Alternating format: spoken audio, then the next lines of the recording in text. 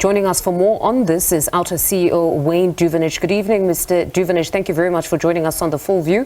As you heard there, voting is still taking place in council, but you had been among those that raised concerns when reports surfaced that there was a strong likelihood that Dada Morero would be voted in as mayor. It looks as though it might just happen. Your reaction to just what we're seeing unfold now in council? Yeah, look, I mean, we expected nothing else than their candidate, Dada Morero, to get this position. It looks very likely that that will happen. We disagree that he is the inspirational person or the person that's going to be able to turn Johannesburg around. He's been part of the mayoral committee. He's been part of the requests for additional funds and loans that indebt the city going forward. The mismanagement, the financial mismanagement of Johannesburg sits squarely in his lap. There's been no accountability meted out. We've seen no inspirational decisions by him to address the financial situation in the city, to deal with waste, to deal with accountability. This committee, and under his watch, we don't see is going to hold people like Helen Boertes to account, sort out the Joburg Roads Agency mess, the water crisis that we have. So it remains to be seen. We'd like to be pleasantly surprised, but we cannot see how he will be able to do the work that has to be done. You touch on the finances of Joburg. This was among the reasons that you felt Dada is not the right candidate, specifically the 2.5 billion loan, which has since been granted. Some feel that that specific reason of yours was unfair because they had very little option to address the 2 billion shortfall. What alternatives did he fail to perhaps explore in that instance?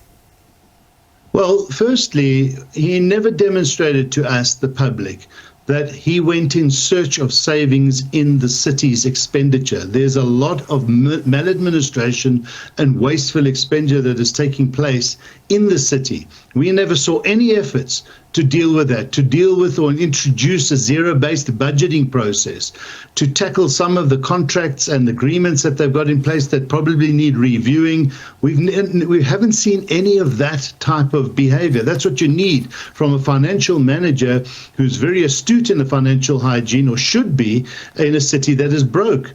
So show us that you're saving the money before you come to the residents for increases like the 230 Rand for the prepaid electricity meters, like getting loans to bail the city out. This is an 80 billion Rand city. It hasn't always been broke. It's broke because it's been poorly managed from a financial point of view. Its collection rates are dropping, and we see and deal with daily residents and businesses that are bullied by the city. Their electricity is cut off, their water is cut off, and people have to take them to court to have these decisions reversed. They still ignore court orders. This is not the sign of a good financial manager of the city. So I'm afraid we don't buy that he has the interests of citizens at heart here. But when every time we talk about the financial crisis that the council is currently faced with, or the city, most political parties would say it was under the leadership of this particular party that things turned into what they are now. And then you speak to another political party, they say the same. So in this instance, where we've seen the Democratic Alliance being at the helm, and then you've seen the African National Congress, and now the government of local unity, who then do you hold accountable? Well, look, I mean, let's acknowledge and know that this crisis didn't start now, or this last year, or the last few years. It's been going on for some time. If you look at the management and the rationality of how the city has broken up all its various entities, like the Joburg Water Company, pick it up, City Power, and you look at other well-managed cities like the city of Cape Town, where they don't have these institutions, where there are a lot of boards, where there's a lot of mismanagement, where a lot of corruption takes place. So I think what needs to happen is we need to take a collective view of how do we fix Johannesburg and start reversing those poor decisions that have happened. But before we even get there has been no accountability. And Dada Morero is part of the mayoral council. No accountability. The fire that killed 74 people last year, the reports that have come out that have implicated people linked to the same people that are in the current governing party. and nothing happens. So unless you have accountability, unless you have serious management of the city, and a mayor or a mayoral candidate that can display that he has the moral courage to stand up to the political interference, I'm afraid we're going to have much of the same going forward. So yes, the city has inherited mismanagement for well over a decade, and along the way have come, the DA and others. But here we are now. What we need is to see ownership of the problem, and going forward, taking action and bringing civil society into confidence of the mayor.